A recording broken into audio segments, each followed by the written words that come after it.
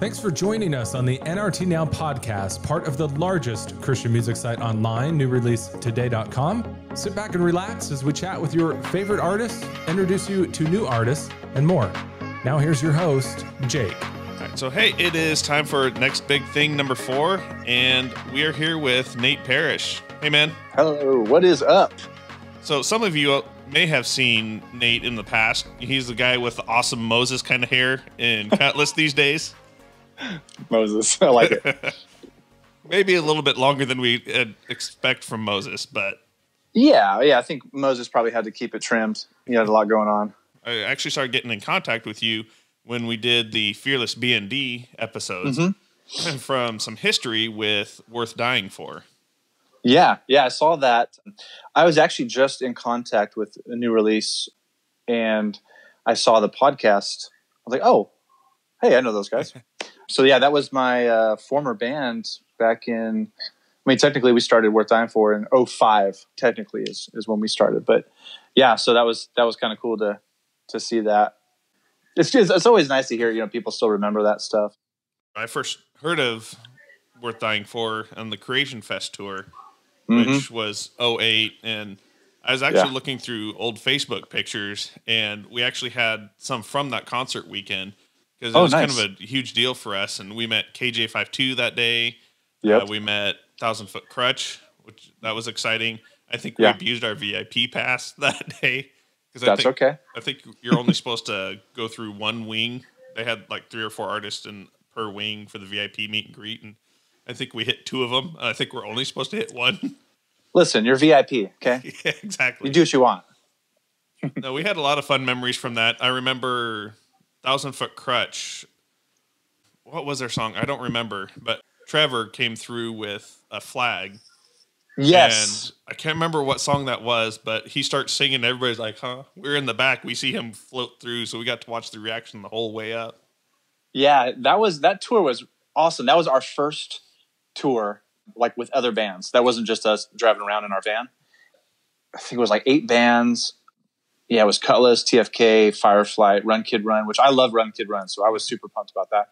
Children 18-3 was supposed to be on it, but they dropped off, and Capital Lights hopped on, and I really liked them a lot. And Esterlin was a band that I became good friends with Luke, and I've done some projects with Luke in the past. We did some writing together, and I really like Luke. He's a super cool guy.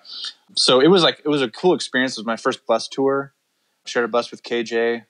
And one time I left my shoes in his lounge area or something, and he like threw them out in the hallway.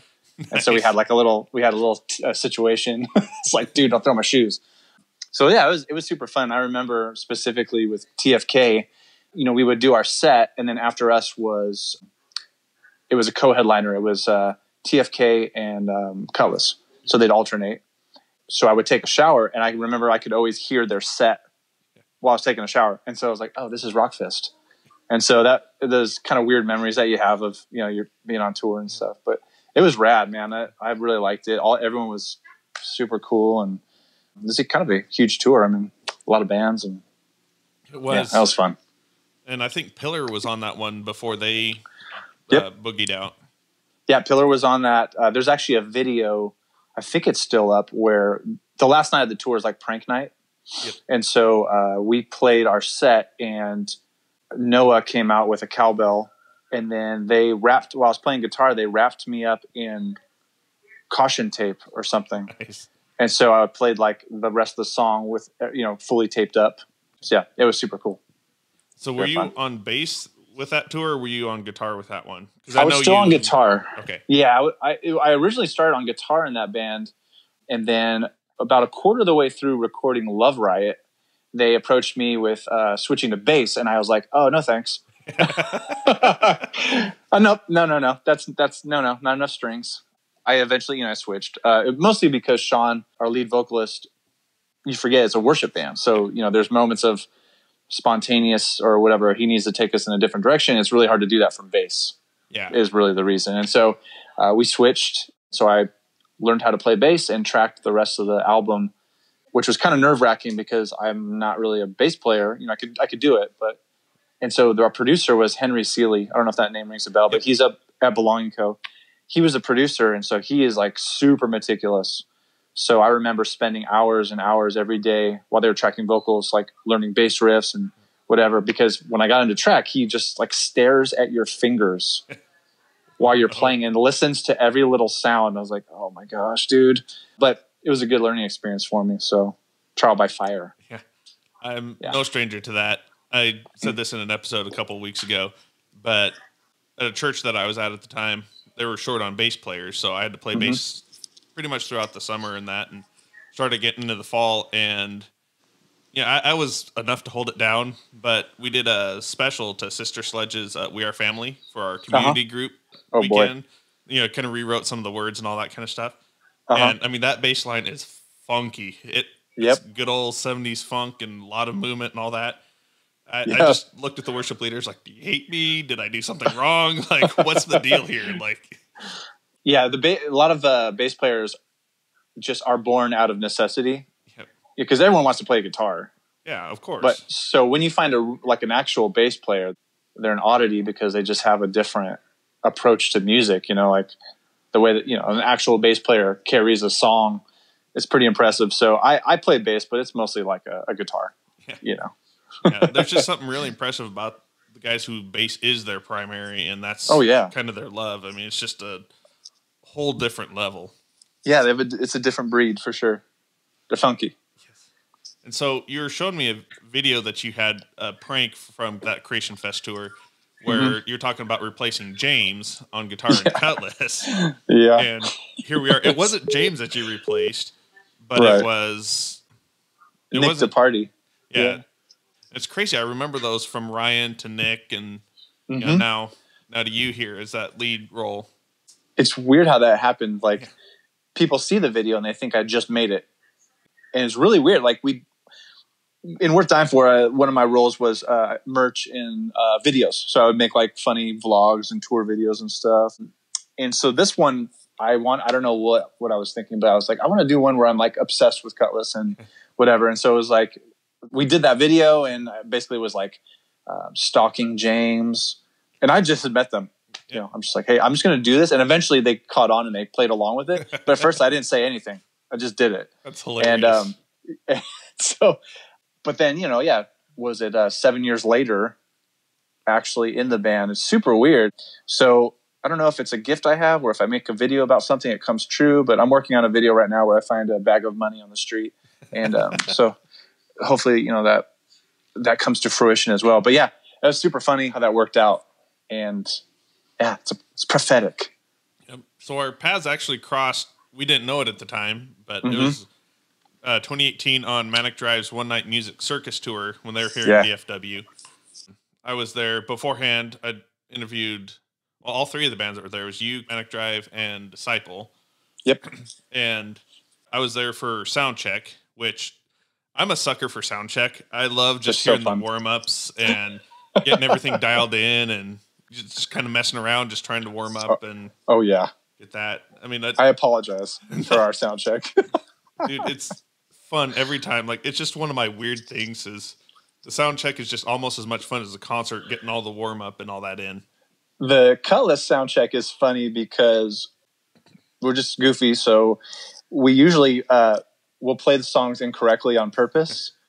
We have like this riff. It's from a Pearl Jam song. And we always try to put it in to songs, but we put it in the wrong key. Oh, no. So John Micah is, you know, focusing on trying to sing, and then me and James are doing like this weird riff that is completely wrong and terrible. And I'm sure when people come in, they're like, "Oh wow, I get to see behind the scenes and see what Kutless sounds like." They're like, "Oh my god, what's going on? These guys are terrible." So yeah, but we have fun. Yeah, I love that tour, man. That was super fun. You know, we shared a bus with Disciple, became good friends with them, and worked out with Joey periodically, and yeah, it was fun. So I heard there was, I think it was a lot of NHL. Oh yeah, tons of that. They're big into hockey, college football. I'm not a huge sports guy. I used to be in high school, but not anymore. And so I just had a good time watching them, you know, punch stuff when they're a team. didn't win. So yeah, Kevin is a huge Falcons fan. So that was during football season. So that was always kind of cool to hang on the bus and watch football with them. So yeah, I like those guys a lot. I actually did a cover song with Joey. I think it was about 2 months ago or a month ago. I covered a Social Distortion song. It's like one of my favorite bands. And I was like, I want to cover this song. Are you down? He's like, yeah, I don't really do much punk rock, but just do your thing. And it turned out awesome. It was super fun. It's awesome. And one of the things that John Micah talked about is just over the evolution and the audience with Kutless. They've turned to more, or actually I should say the concerts have kind of turned to more worship songs. Sure. Talk a little bit about that, just going from the Worth Dying For side with the worship being more rock and kind of that demographic like we heard from Jeremy. Sure. And then, to Kutless where it's just kind of that different atmosphere and just that different culture where Kutless also has that huge rock side of it as well, but kind of that dichotomy there. So for me personally, when I got into worship, it sort of happened on accident, like most of the things in my life. I was just playing punk rock and hardcore music, and I got involved in this church in Modesto, and they're like, hey, you play guitar, you have tattoos, you want to be on the worship team? And I was like, sure. But for me, it wasn't foreign worship music, but as far as me being a part of it was completely brand new. So I approached it the way I approached every band I've ever been in of like, okay, we're going to do this hard and heavy, and I'll do some screaming and whatever. And so we, speaking for me personally, at least where I was coming from, I wanted to make worship that I liked, make sounds that related to me because I wasn't hearing it necessarily. And I figured, well, if I'm going to do it, I want to do something that relates to me and my approach to music. And so put that into worship. So we had, like Jeremy was talking about, we had a lot of screaming and all that kind of stuff. And just really a reaction out of coming from, it'd be cool if worship music was something that I liked. So it was like, I don't hear it, so I might as well try to make it myself. And that's kind of how Worth Dying For came about, was we weren't hearing it. And so we decided to make it. With the Kutless thing, which I think was my foot in the door with the Kutless thing, because, on Creation Tour saying, okay, it's a worship band, but it still rocks or whatever. But with Kutless, we're talking about 20 years of being a band, 10 plus albums. So when you put together a concert, you have such a broad spectrum of music now. From the first album sounds completely different than, Surrender or something that's, 10 or 15 years later. So the challenge is always your audience. You really can't help who gravitates towards your music. You just make the music you want to make, and so you see, okay, well, wow, this is kind of crazy. We have everyone from like teenagers to people in their 60s. How do you make it work? Like, how do you put on a concert that covers that entire spectrum? And so that's always a challenge. And for us, it's sort of like starts off, high octane, and then it goes into the worship. And then we actually have like a message and altar call time every time, because that's the mission. And then we ramp it back up towards the end. So there's a good mix, which, you're at the concert, we have a pretty good mix of rock and worship in there. Just because, that's the nature of our audience. Yep. You don't want to necessarily alienate one or the other. Yep. It's just it's a balancing act, So talk about stepping into a band like Kutless that has been, I'll step back and say, Kutless has been one of my favorite bands for years and years. It was one of my one of my first concerts back in 05, 04, 03. I don't know. It's been a long while since that happened. But it was one of my first concerts that I went to. So Kutless has always been a favorite of mine. And you have that long history and people who have been fans. Talk a little bit about walking into a band that has that kind of a following and, filling in the shoes of guys like Nick and Ryan.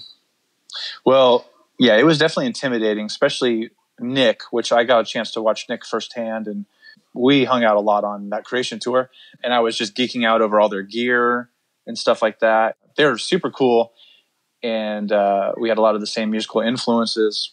So it was intimidating because he's a great guitar player. He's fantastic. And so very intimidating for me to step into something like that. Now, even at that time, I had done Worth Dying For, and then once I departed from that, I had another band called Kingdom, and we did we did rock worship stuff. we were on a label and we did all that kind of stuff. And then I was pretty much just taking a break doing worship and stuff like that. So to get that call out of the blue it was literally out of the blue. James like, hey, do you want to play guitar? It's like, yes. In my life, it's just been a series of walking through open doors. I find that for me, God he'll open doors and I just have to be brave and take the opportunity. And sometimes you fail or sometimes you succeed, but it's just about taking a step. So I just was like, okay, this is going to be a whole different ball game, but I'm going to practice my butt off. And my first show ever was with Toby Mac, thousands of people. And I was like, great, in Oregon. And hometown for Kutless. Yeah. But I just was like, you know what? I can't be scared to screw up. I just have to go and approach it like I would approach anything. Just give it what I got and we'll see what happens. But it went awesome. And I was kind of just waiting for that. Yeah, that was great. We'll call you. 5 years later, still haven't got kicked out. So it's been great, man. Their legacy and everything that they've accomplished. I mean, even the fact that they're a full-time band for 20 years, like that's near impossible. Yeah. People don't do that. It's something very hard to accomplish. And for them to have that kind of success and to still keep the gospel message at the focus, which for me was the clincher because, being in a band it's fun, but it's not super glamorous all the time. It's hard work. You play a show, go to sleep for 3 hours, you get up, go to the airport or get in a bus. It's tiring. And so it's not all glamour, but for me, the fact that was their mission was to spread the gospel. And even with our tour we did in Ukraine, we spent about a month and a half, 2 months in Ukraine doing free outdoor shows, huge shows like that. To me, it was the clincher because I want to be a part of something that is not just putting out music for the heck of it, which is fun. But for me to hop back on a bus, like I want it to mean something. And so those guys really have a singular focus of preaching the gospel message through music. That's cool. I mean, you sit there and think about it. It's like, oh man, that would be awesome to be in Kutless, a band like Kutless. I made a video. I literally made a video about it. But yeah. I mean, a lot of the stuff that we don't see behind the scenes. I mean, you kind of get that grasp of like, okay, yeah, you're on the road a lot and all that, but just the full gravity of it, we don't see that a lot. No, you don't see it, and especially with the internet, people always have something to say about what you're doing, and that's fine. We find it humorous, but like an example was, I joined the band. We moved to Bakersfield. So I've been in Bakersfield for 4 years.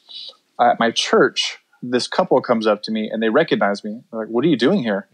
I was like, oh, I lead worship here. This is where I go. This is where I work. And they're like, oh, our daughter is a huge Kutless fan. Would you want to come over and say hi to her? I was like, sure. So she has this disability where she's in a wheelchair and she doesn't speak very well. She has a lot of stuff going on. So I went over to her house not knowing what to expect. And I walk into her room and it is Kutless Central. Oh, wow. Like she has posters from 2003 that are signed. Everything is signed. So like I didn't fully grasp like, oh, she's like, this is real. And her parents were just telling me how much the band means to her. And I was like, oh, you guys got to stop talking because, I was getting emotional. But I brought over her a poster and talked to her for a while. That kind of stuff is like playing guitar and singing songs. That's cool. But like, that's the stuff that you don't really expect that. Like, no, this actually means something to people. And when you see it firsthand, it's really humbling that you get to be a part of that. And so I try not to take that for granted. And, the times when I'm tired or, people are questioning your motives on the internet or whatever. I'm like, that's cool. You don't see what I see. You haven't been in my shoes. That's okay. So it keeps you going and it's super humbling. Yeah. So it's so cool for me to hear too, because like I said, it would be cool to play guitar for Kutless. I mean, I'd drool at the chance if that ever came my way. But well, yeah, I'll hit you up next time. I can't get out of work. Need to take a break. Yeah. But I mean, there's just that mission mind of it. There's just that mission piece to it there. And yeah. I mean, I think that's what a lot of people don't see behind the scenes. And yeah, I mean, it's cool that that's the clincher for that was that it was the mission and not Yeah. Just kind of despite all the other stuff that goes with the grueling pieces of it, that's the piece that means the most. No, definitely. I mean, when we did this 2-month tour in Ukraine, which was basically they're brand new Christians. So previously in the 90s is when basically they were allowed to have freedom of religion. So a lot of these people were hearing literally the gospel for the first time. So you play your songs and they're rocking, and their kids with Slipknot shirts in the front row and Marilyn Manson, like, all right, these are our people. And then when John Micah starts preaching the gospel, I'm literally watching them and their faces and their eyes open up. This is the first time they've heard the gospel. Wow. It's nuts. And in America, you don't experience that. But when you go over there and it hits you like, wow, this is actually what we're doing. If you've not been to a Kutless concert and don't know John Micah, I mean, he doesn't go soft on the gospel. It's not like hey, Jesus is cool, and that's kind of like interlude between songs. I mean, it's a sermon. John Micah really goes after it during those pieces. He does, and we made it a point. There's sometimes where, we'll play a festival, and they're like, okay, we had to cut, short because of time, and we always cut songs before we cut the message. We've never cut the message. We never will. So we'll just play our songs faster. But we've definitely cut songs to keep that gospel message intact. And even James right now works for Eastern European missions. So he is right now, since we're not on the road or doing any of that kind of stuff, he's working with a company that distributes Bibles overseas. And so, it's very missional, and that's why I like it. So cool. And somewhere in the middle of all this, you cut your own, can I call it punk rock album? Is that the best? Yeah, it's hard to put yourself in a genre, because every time someone else listens to it, it's like, oh, it sounds like this. But I call it punk rock because those are my main influences, and it has been since I was a teenager.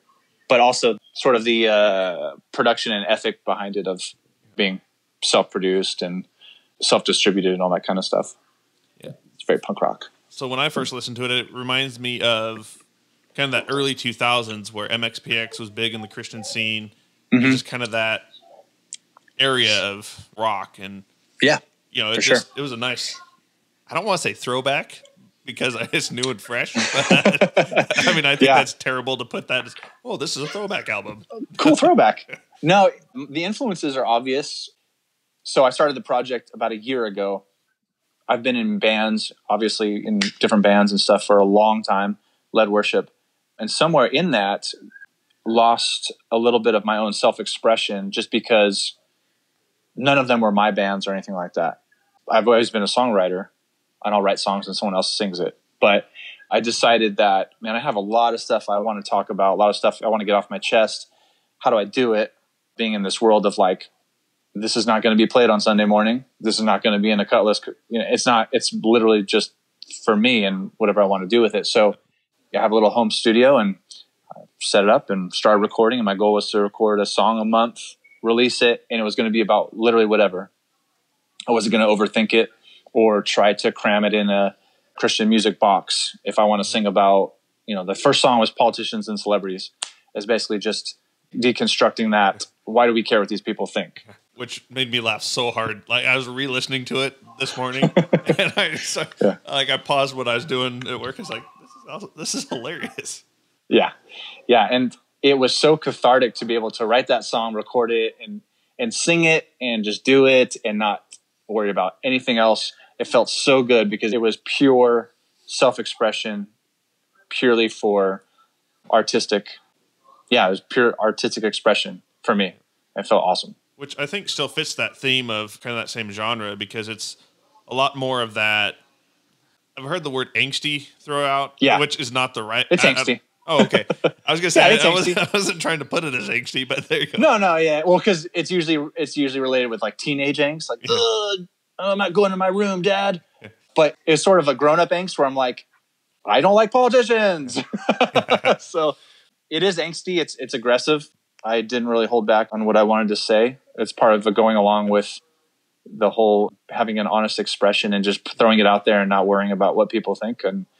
But at the same time, being a Christ follower, there's an element of hope to all that. So it's not just like politicians suck, the end.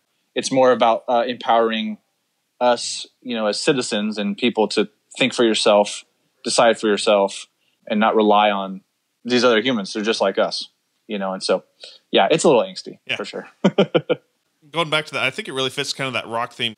What I remember of a lot of that, and it's kind of sad to say, I still love the rock scene, but just the easy listening stuff, when I'm actually listening to stuff, it tends to be more worship. I've been softening up in my old age. It's terrible. Oh, buddy. I try and pull it back every once in a while. It's all right, dude. It's all right. You do you. Something about becoming a dad and softening up and stuff. No, never. As I say to the new dad. I know. No, yeah, it's true that you get a little softer.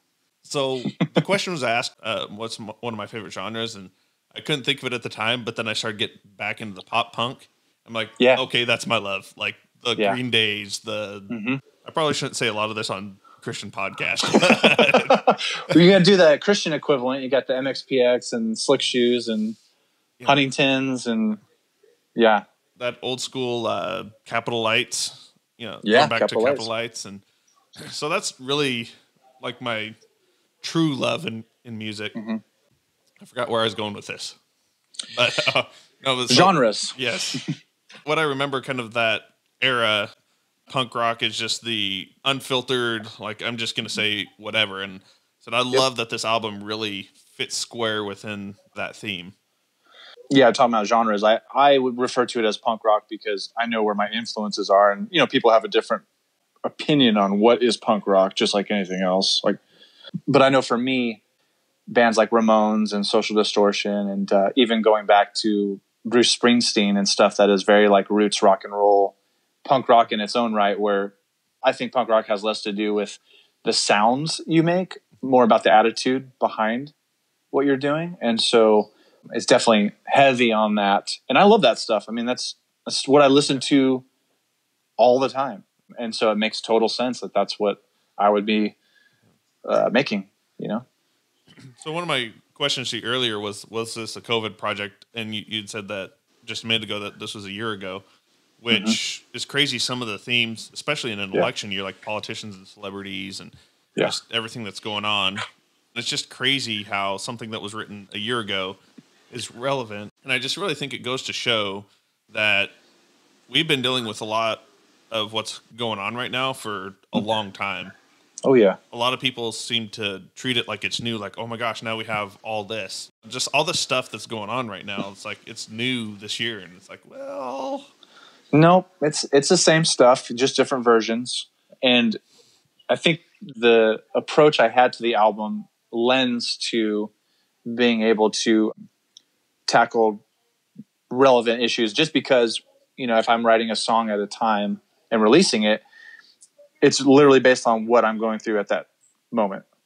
So, like even the song Mind Monopoly was written and that came out in January as a single because I was, just kind of fed up with the fact that there's news outlets trying to put a monopoly on what information you get, the gatekeepers, and trying to influence your decision to side with one side or the other based on whose information sounds better to you. Yep. You know what I mean? And so I was like, nope, forget that. So, My Monopoly was a song about that, and House Made of Mirrors, basically about the fact that we've lost the ability to disagree. If you disagree with someone, that automatically means they're your enemy. But the problem with that is we have to complement each other. You have to have both sides of the aisle to meet in the middle, and you have to disagree in order to have compromise. Yep. And that's where unity comes from. And we have to be able to work through that and not just say, you disagree with me? Okay, you're not my friend. We're enemies. Like, cool. Well, then we'll never go anywhere. We'll never make progress. Yeah, and then the last song, Hope, actually, so that was COVID. The story about that is I had the album finished, and I was going to send it off to mastering and all that stuff around March, and the lockdowns happened.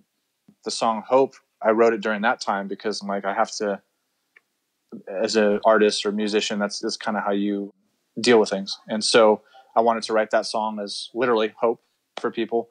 And so I took one of the songs off the album and put that one on. So I was able to write it, record it, get it all finished within a couple of weeks and add it to the album. So that one is a COVID project, that song specifically. I mean, there's so much in that is just, it was starting to ramp up last year, when you started this, and now it's just like gone absolutely bananas. Yeah, it's crazy. I mean, just look at the masks. I mean, you're talking about not having the ability to disagree. Look at something just as simple as masks. And we're arguing about masks. Well, and just how rabid some people can get of like, oh, I just really don't think that the masks have a major effect right now. And then there's a bunch of people who just go nuts. Or I think masks are the absolute mandatory. Like, we can't do this without masks. And then the other side just goes rabid. It's insane right now. I know. Well, the mask is a great example because even the mask. Okay, let's say I don't want to wear one. Does that affect you wearing one? No. So you wear a mask if you want to wear a mask. I'll wear a mask. And I do wear one when I go out just because I'll take precautions, whatever. It's not a big deal to me. I don't feel like me wearing a mask is like, you don't have faith in God anymore. It's the mark of the beast, the mask. Yeah. Like, no, it's a mask. Yeah. But people can't handle the fact that you're doing something different than them. Yeah. Well, I don't know what that is. I think it's an insecurity on people are not confident in their own self that they have to make everyone else like them. I don't know what it is, but yeah, the fact is like, dude, wear a mask or don't wear one. Yep. And let other people make their own decisions because we're grown-ups. Well, and just so much of what you were saying, just, the gatekeeping with media and just, that's just manifesting itself just so much with everything. So far in 2020, we've had coronavirus, we've had the social injustice, we've had, what else have we had? It seems like riots. Everything. Yeah. Got riots. It's just about what the news is trying to show us, like Portland, which, John, Micah, and James is like, you kind of worry about that, now that I think about that. It's nuts. Because, the media is trying to, it depends on what media station you have. Exactly. One media station is trying to say that the whole city is in flames. The other media station is trying to say that it's just all peachy keen and this is overreaction and there's nothing going on here. It's just whatever. And the truth is that there's something more in the middle. It's there, but it's not the city's on fire and it's not everything's all right, but there's a situation that needs to be addressed. My theory is that there's three sides to every story. Yep. There's your side, there's my side, and there's the truth. It's usually somewhere in the middle because I think especially during the lockdown and the way technology is now where people are more and more isolated, they don't have as much interaction with human beings because you can say something on Twitter and just seem like the bravest, most confident dude. And then you see that same person in real life, you're not going to say that to their face at all. Yep. Because you're going to get punched. Yeah. And so I think we've forgotten what it's like to get punched in the face for disrespecting someone. I think there needs to be some more punches. But like to get a reaction out of people now, because we've become so just used to everything, you have to go more and more extreme, right? Yep. Because we're becoming numb. So you have to go further and further. And in isolation, you sort of self-radicalize because you're not around people. Yep. You're just around media. And so all you're doing is seeing this stuff that's either far right or far left, depending on which side you choose. And before you know it, you've radicalized. You're like super extreme because you have no interaction with another human being. Yep. You're not meeting in the middle. You're just living in a box, basically just force-feeding yourself outrage. And there we go. That's a good thought. As you're talking about that, I'm sitting here thinking one of the basic human desires is to be heard. We hear that over and over and over again, psychologists with people who lash out. And that's a consistent theme that we have right now because we have been all sent to our rooms and isolating ourselves. We don't have that communication to be heard between different people and exchange ideas. So in order to be heard on social media or anything, you have to be either one side or the other sometimes. And you got to be loud. So, for example, if you have a opinion, you're like, I don't like, or I like pepperoni pizza. Yep. Okay, cool. That gets 50 likes. Oh, cool. Awesome. Well, I need that next hit of dopamine. So my next tweet is, I like pepperoni, but I love pineapple. Okay, 75. Okay, let's go up from there. if you like pineapple, I hate you. 300 likes. You know, you're basically just escalating your opinions because you desperately want to be heard and you want that affirmation, and we're getting it from social media and not from human beings. Yep. Right? And so it's basically just a process of, it's sort of weird. It's like all these people have such extreme opinions. I bet you if you talk to them face to face, they're just like, oh yeah, I mean, I like pizza. Pizza's good. You know, you can have pepperoni if you want. But on Twitter, they're like, if you have pepperoni, you're a demon. It's like, okay. So it's just that's a weird example, but I think I'm hungry. I was talking about pizza. Well, let's set the stage. Pineapple on pizza is amazing. So yep. Here we go. Now we're going to disagree. This interview is over. Yes. Canceled. All right. You're canceled, bro. Oh, terrible. Which is hilarious because that's like our go-to is pineapple. We see all that kind of stuff. And speaking of being hungry, you know, my wife's favorite, especially during the pregnancy, is it's a pizza with white sauce. And it's a Hawaiian with green peppers and olives. Is her go-to. No, that's like the exact opposite of my pizza of choice. Don't like white sauce. Don't like any of that stuff. I'm basic. I like pepperoni. All right, so let's start a Twitter battle right here. Okay, we're on either side of the aisle here. Perfect. I'm prepared to insult you over your pizza choices. And I'm prepared to insult you over your lack of pizza choices. Now we're getting it. This is a true 2020 episode here. That's how you 2020. Oh, it's so terrible. Yeah. Where did we go wrong in this episode? I think when you picked up the phone when I called, I think that's probably where it went wrong, derailed. Yeah. No, yeah, man. We were talking about the album, and then somehow that happened. But yeah, all that to be said, check out my album at nateparrish.com. Yeah. We were joking earlier. It's like I read in this book somewhere that there's nothing new under the sun. Nothing new under the sun. I read that somewhere in some book. I don't know. I think it was an old one. Yeah. Sounds like an old book. So the album's been out for 5 weeks, and it's been cool, man. I'm already, spoiler alert, working on the next album. I've been writing a lot and recording. Taking a break right now with the little guy, but yeah. So you just had a new little one. You know, when we were recording this, a week ago. Yeah. So delving in headfirst into fatherhood. Headfirst into fatherhood. The next album is going to be all kid songs. Yeah. So, Baby Shark, the punk rock version. Rebelling against eating vegetables and things like that. Nah, it's been cool. It's it changes your perspective, which I think is good. Kids change you. They sort of mellow you out a little bit as far as like things don't matter as much. Yep. That's true. I used to go on Facebook and look and see someone saying something ridiculous like, dude, come on. And now I'm just like, you're dumb. And I just keep scrolling. It's like, it doesn't matter. You just need you need a nap. I just treat adults like babies now. Like when they're all up in arms about something. I'm not going to wear a mask. Oh, you need to take a nap. Do you need me to burp you? Yeah. Oh, that's hilarious. Oh, perspectives. Yeah, dude. Perspective, man. It's a great perspective shift having a baby, having to take care of another little human. Yep. I mean, when you're married, your spouse can kind of take care of themselves. I mean, there's a mutual thing. But, sure. With the baby, it's just complete dependence. Complete dependence. Yeah. I always try to look at it okay, so this is probably similar to how God sees us. We're just, we think that we're doing a bunch of cool stuff. We're building our little empires, and we're having Twitter battles, and we're saving the world with our slogans on t-shirts. And God looks at us, he's like, "Aw, you pooped your pants again. I'm going to change you."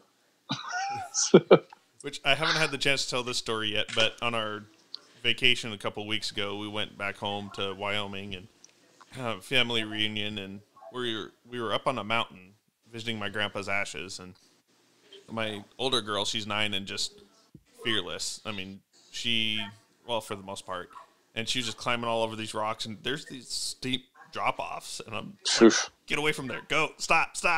And I'm like, I am a parent now. She came over and she just kind of had this look on her face. I'm like, are you just tired or are you cranky with me? And she's like, oh, a little bit of both. And it's like, I don't care. I'd rather you be cranky with me and be safe than having something happen and careless. And she's like, arr. I'm like, right. This has come full circle. This has totally come full circle on me. Yep. That's crazy. You don't, even when he's, I'm changing him and he's crying. He's like losing it. I'm like, bro, there's poop in here. Like, let me change it. But, it's similar to the God thing where, there's correction and stuff where we're about to jump off a cliff and he's, don't do that. Like, I don't want people telling me what to do, but we can't see what's ahead. Yep. And so that's a whole other faith and trust thing that I'm sure this baby will teach me a lot more about. So many good parallels and perspectives, once you get to this side of life. Yep. So he's got a lot of guitars to play with, though, so that's cool. Yeah, that's just an aspect of good childhood. So, nerd alert, I do collect action figures as well. So, mostly He-Man. He can play with those, but probably has to wait till he's about 15 or 16 because can't break those.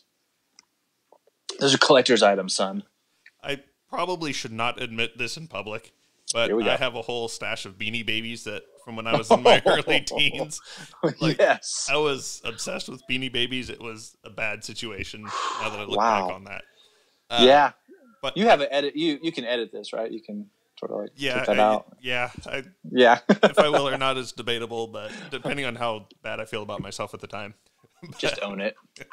But so we're cleaning out our garage and we found the box of them and my kid just goes nuts and I'm a little bit like, well, part of it is she has so many stuffed animals too. That's like, all right, you can have one out of the box. We can pull out one. You can have it in your room, but sure, you get the one. So right. It's a little bit different having daughters because she's not too much into action figures, but she saw those and like she just went nuts. Like, oh my gosh. Oh yeah. I'm just bracing for the moment where I hear a crash from the other room. Yeah. I'm like, we lost another good He-Man today. We lost him. My son's name is Bishop, by the way. Nice. Yeah. And so we'll wrap this up. I've heard rumors, I think, maybe I'm just making them up wishfully, of new music coming from Kutless. Whoa. Where'd you hear that? I don't know. Like I said, it could be wishful thinking too, but is there any truth to that? Is that something coming through? I will say that I have received several text messages with demos from a certain guitar player named James. And it is new music, and Excellent. It is heavy. Excellent. It is heavy. It's cool. I'm pumped about it. Awesome. I think if you are wanting a little bit more of the heavier side of Kutless, I think you're going to be stoked on it. I'm ready for it. Yeah, dude. So, it's cool. We're excited to hear that one come out from Kutless. We're excited to hear your next album come out as well. And man, like I said, I'm just loving this album. It's called I'm a Wreck. Which is probably accurate right now for you with the newborn sleep schedule. Absolutely. Another prophetic moment. Awesome. Well, we appreciate you hanging out with us here, man. Yeah, man. It's been a blast. Thanks for having me.